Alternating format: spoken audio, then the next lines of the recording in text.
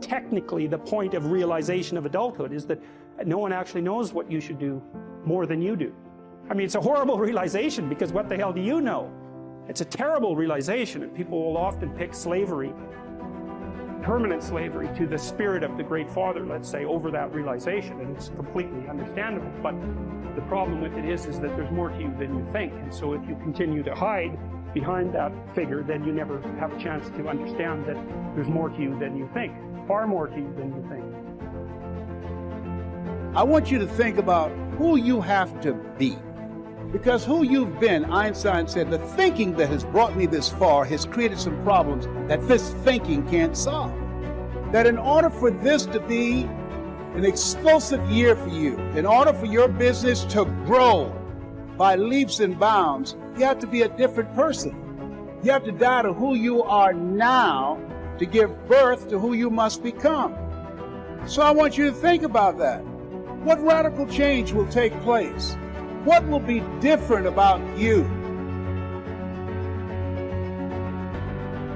You can do anything you want without limitation. Whatever it is that you decide you want to make come true in your life, you can do that. It is going to take an inhuman amount of work. You're going to have to be prepared to break yourself in half. You are going to have to learn more than anyone has ever learned. You're going to have to push yourself harder than anyone has ever asked you to push yourself before. You're going to go way beyond your breaking point. You're going to run until you vomit. You're going to study until you fall asleep. You're going to push and push and push, and then you're going to push some fucking more. And when you hit the limit, you're going to push again beyond that. You're going to force yourself into an adaptation response.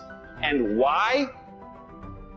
Because as Malcolm X said, the future belongs to those who prepare for it today.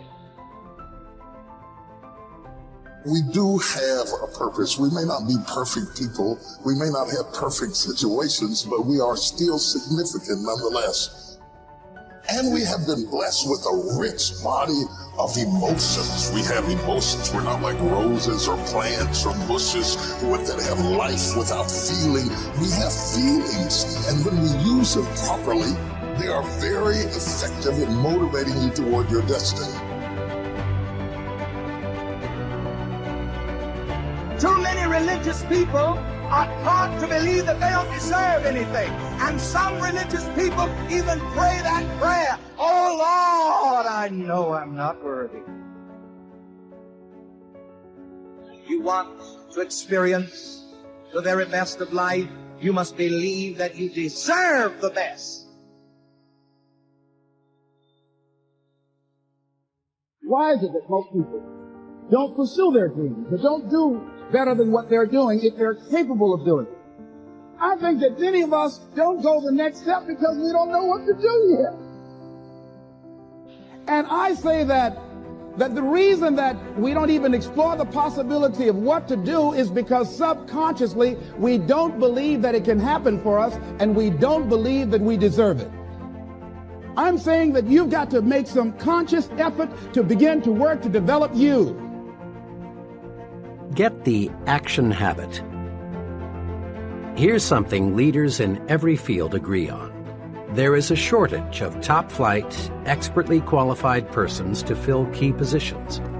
There really is, as the saying goes, plenty of room at the top.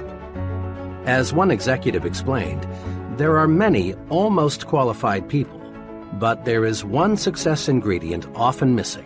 That is the ability to get things done, to get results.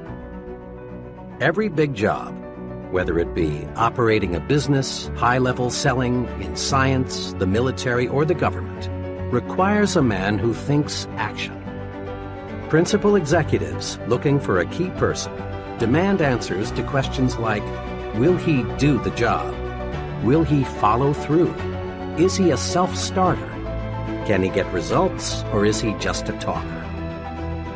All these questions have one aim: to find out if the fellow is a man of action.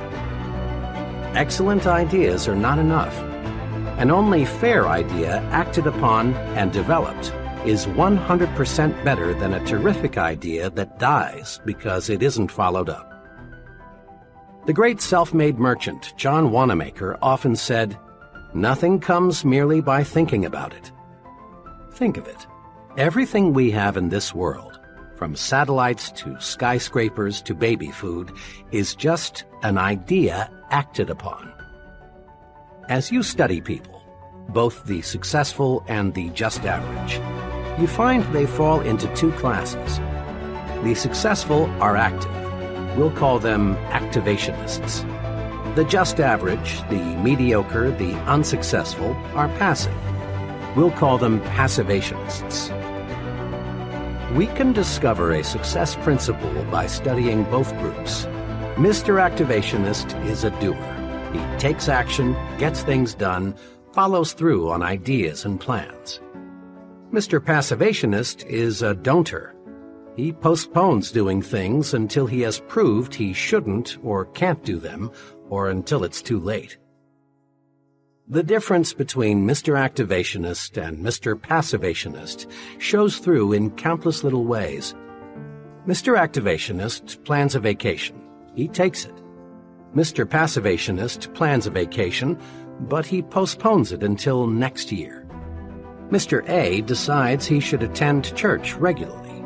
He does. Mr. P thinks it's a good idea to go to church regularly too, but he finds ways to postpone acquiring this new habit.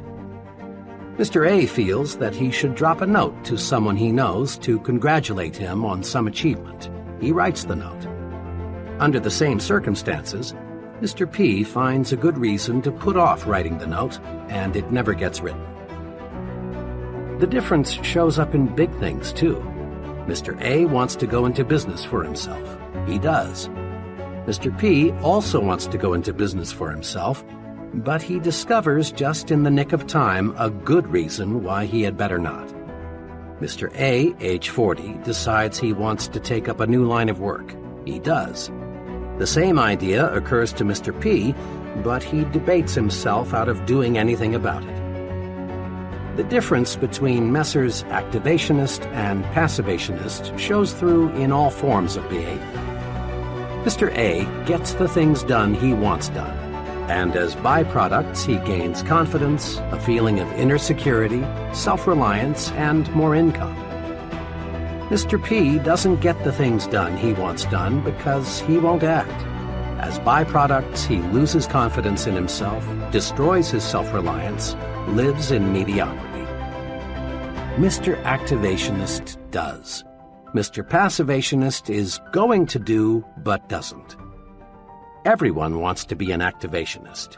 So, let's get the action habit.